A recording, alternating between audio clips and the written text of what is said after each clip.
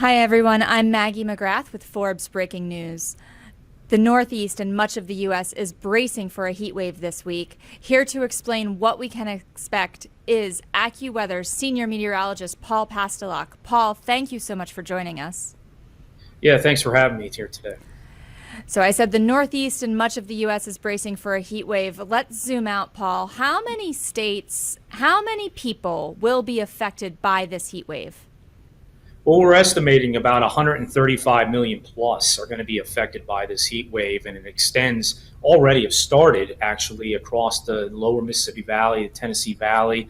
For example, Memphis has already seen 5 days of 90 plus heat already, and the heat indices have been up as well. And this is extending all the way into the Chicago, Detroit areas at the present time and working its way now into the Northeast. So New York City, Boston, all going to be in play for this heat wave coming up.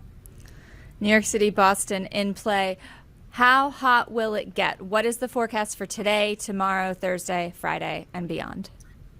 Yeah, and we're going to be looking at a lot of these places all above 90 degrees. You factor in humidity as well; it's going to feel like it's over 100. But some places in the Northeast are going to get a little hotter, depending on where you're located and where the situation of this upper high pressure area that we're looking at over the Mid-Atlantic states. It's over top that we're going to see the hottest air coming across. And so places across the interior Northeast, like Albany, New York, Hartford, Connecticut, even parts of Vermont and New Hampshire, some of those areas that are on the east side, downsloping wind, they could experience temperatures well into the 90s, even approaching 100 degrees. Going back to the west, Chicago, today's the day that they could even approach 100 degrees. And that, you factor in the humidity, it feels even about 5 to 10 degrees higher. So a very hot day here for the Midwest, the peak of it coming tomorrow in the Northeast. Wow. So you said humidity obviously makes it feel hotter. Is that 5 to 10 degree extra heat? Is that the rule always? So if the temperature is 95 degrees and we have a certain percent humidity, it will always feel like 100? Well, we have a standard. We have a thing that we call the AccuWeather real field temperature. It factors in wind, sun, and relative humidity, all those kind of variables into the forecast. And depending on where you're at, it could be even worse. If you're in Arizona, a lot of times it's a little drier, so it doesn't feel as hot from the air temperature as much. But when you're in the south, southern plain states, lower Mississippi Valley, you can tack on even another 8, 10 degrees because of the humidity. So it depends on the situation, and it depends on where you're at to where that range is going to be on top of the actual air temperature. So temperatures into the 90s, feeling like into the triple digits. Paul, I want to ask, how has the forecast changed? Because I keep checking for New York City where I live, and I'm waiting to see it break, and it feels like every day that I look, the day it breaks has been getting pushed by hour and later by hour and hour. New York City, the official reading is at Central Park, and this time of the year, there's lots of vegetation, a lot of growth, a lot of trees. And so they have a little more difficult time getting to that 90-degree mark. I don't know what it is. It's like a wall getting at the 89 degrees a lot of times. But outside of the city and in the city itself, it does get into the 90s. But they're going to see probably about 90 degrees starting on Friday, actually starting on Thursday, 92 degrees there, 94 on Friday. And then a backdoor cold front's going to come in and kind of maybe spoil the official heat wave, which is usually 3 days of 90 plus readings in a row. And so they may not officially have a heat wave in New York City, although if you talk to anybody outside of the Central Park area, they're probably going to disagree with you. But anyway, most places are going to experience this all the way into the weekend until a major cold front probably comes in sometime Sunday night, Monday, and changes things a little bit for next week. So a heat wave is defined as 3 or more days in a row of above 90-degree heat? 90 or higher. 90 or higher. 90 or higher. Another term that people are using that I've been hearing that I'm curious for you to define is a heat dome. What is a heat dome? Yeah, there are some differences here. If you go back to last year, a good example, what happened over the Southern Plains and the lower Mississippi Valley in the mid to late summer time period, we had an area of high pressure that sat up in the upper levels of the atmosphere. And what that high pressure does is it suppresses air, and the air that comes down warms significantly. preceding that high, the ground was already dry from drought conditions. And so it's exacerbated because of that effect of that high being there and sitting there for days and days. It's more, the heat dome is the actual feature that sits in that area for days. The heat wave is the actual readings and temperatures and the extent that it takes place. Is this a heat dome? I wouldn't classify it as one. It still doesn't look like even 2021, where they had experienced in the Northwest. Seattle and Portland had hot weather for 2 months in a row. But if it does sit there and doesn't go away, or it comes back again in July, then we may start to consider, yes, this could be what you classify as a heat dome situation. So, Paul, we started this conversation talking about how many millions of Americans will be affected by the heat wave this week. How many records will get broken this week? I think several will be broken from the Ohio Valley, the Great Lakes region, and especially, like we talked about earlier, the interior Northeast, where the hottest air may go over this upper level high pressure area in the mid-Atlantic states. So places in New York State, Vermont, New Hampshire, Massachusetts, and even parts of northern Connecticut could break several records here coming up. I can't even account for how many there'll be. And it may not just be one day. We're talking maybe 2 or 3 days of records that could take place in parts of the Northeast. We don't normally see this size of an upper level high pressure area in June. It generally comes in July or early August. But this early in the season, those records are vulnerable right now. Now, the records are one thing. Let's talk about the human effect. Which populations of people are most vulnerable to the heat and having their health affected by this high level of heat?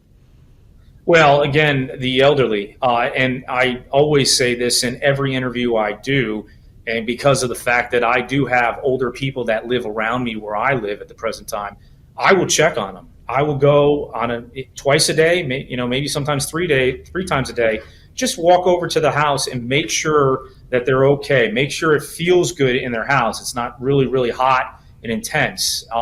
Check on the elderly, because those are the most vulnerable for this situation. Make sure if your kids are in sports, like mine, they're drinking water more than usual in this situation. They won't realize when they're practicing and playing that they're not getting enough water. Make sure they're always getting water checks.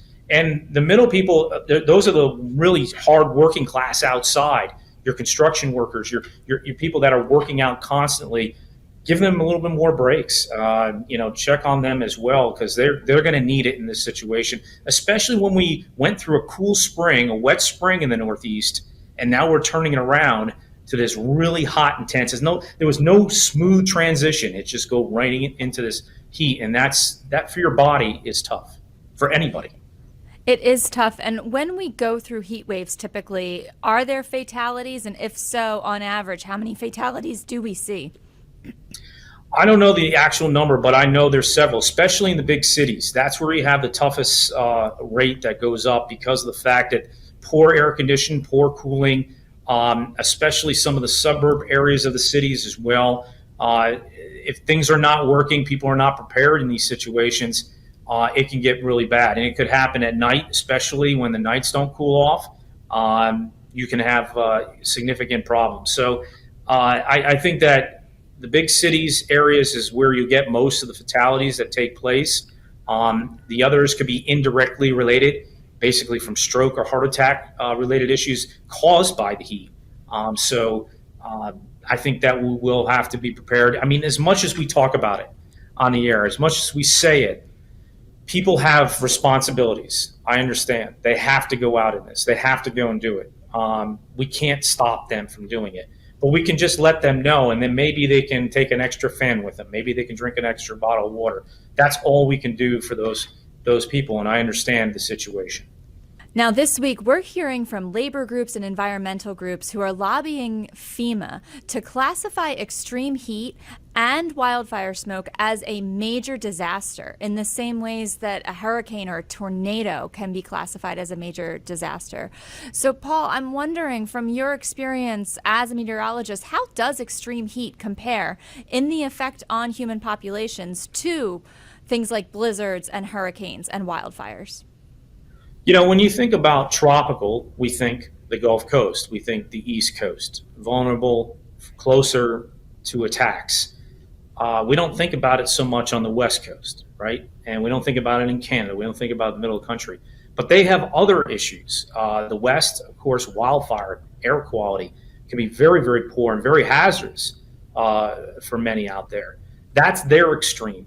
I think it really depends on the area of the country, the area of the world that you live in, where these extremes, putting a standard for everyone, saying that, wildfire in the southeast is worse than being hit by hurricanes or tropical storms is probably not the case. Yes, we can get wildfires in the southeast, but is it to the extreme as a hurricane or tornadoes like in the plain states? I think that it is an extreme and it should be brought out because there are parts of the world and parts of our country that are affected much harder on certain extremes than the other. And I think they should be all looped together. But I think it should be on a regional basis. I think they should divide it out on how they want to approach this as far as hazardous warnings. To what degree do we put out a warning for these areas? And I think that all has to be looked at. Speaking of regional differences, in Mexico and South Texas, there is an incredible amount of rain. I think a tropical storm warning. What are you forecasting for that region? And is it tied into what we're seeing in the Northeast with this heat? What we're seeing right now is we have it named as a tropical rainstorm. It hasn't been officially named a tropical storm or depression at this point. But the thing about this system is it's been having a difficult time getting all of its showers and thunderstorms to organize around the center, which allows the pressure in the system to lower and intensify the storm. And as long as that continues to happen in the short window it has in the Bay of Campeche before it can go into Mexico, it's going to make it difficult to be organized. But besides whether it does develop into a tropical system, it's like you said, it's producing a deluge of rain into an area that's been very, very dry. Now, they'll welcome that. But at the same time, you can get massive mudslides that form, especially in parts of eastern Mexico, out of these situations that can cause severe damage to roads, buildings, and houses, and also the lives of people there. So this is a serious situation in that respect, even if it gets named or not. And in Texas, we know from past storms, some of the weaker storms have produced 5, 10, 15, as much as 20 inches of rain in a short period of time that can lead to flash flooding. So anywhere from Corpus Christi on south into Mexico is at risk for some major flooding, and then farther inland for mudslides out of the system. Now, is it having an effect on the heat? I've brought this up to a couple of my interviews that I've done prior to this, that where the air is going up, it's in the tropics right now because of all the showers and thunderstorms. Air is rising quickly, and we saw this weeks and weeks out that it was going to be very active. The air has to come down somewhere. And so that air is sinking over the Ohio Valley, over the Mid-Atlantic, and it helps to also enhance the intensity of this high that's in place. The forecast models from a while ago, really a lot of them didn't have it. They didn't know how strong to make it.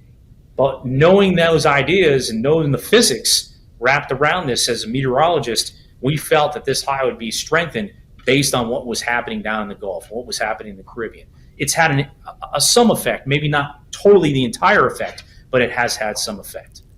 That's really interesting. It's all tied together, which makes me wonder, does all of this tie back to the warming climate, the changing climate? How much can we blame climate change for the headlines and the weather that we are discussing right now? Some of it is. I think still there's other things that are a factor we didn't even get into, like the Northeast Pacific water temperatures, the way they're orientated right now. I think it's driving unusually strong fronts into the Northwest, which has pumped up this high in the East Coast.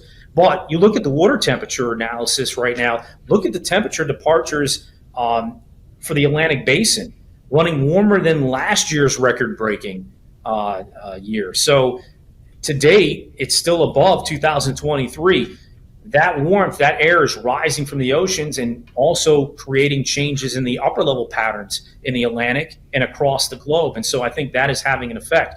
North America right now is one of the hottest areas to be right now. So I think we're seeing influences in climate change on the warming of parts of our oceans that's having an effect. But again, I think there's other things too involved in the shorter term for these special events.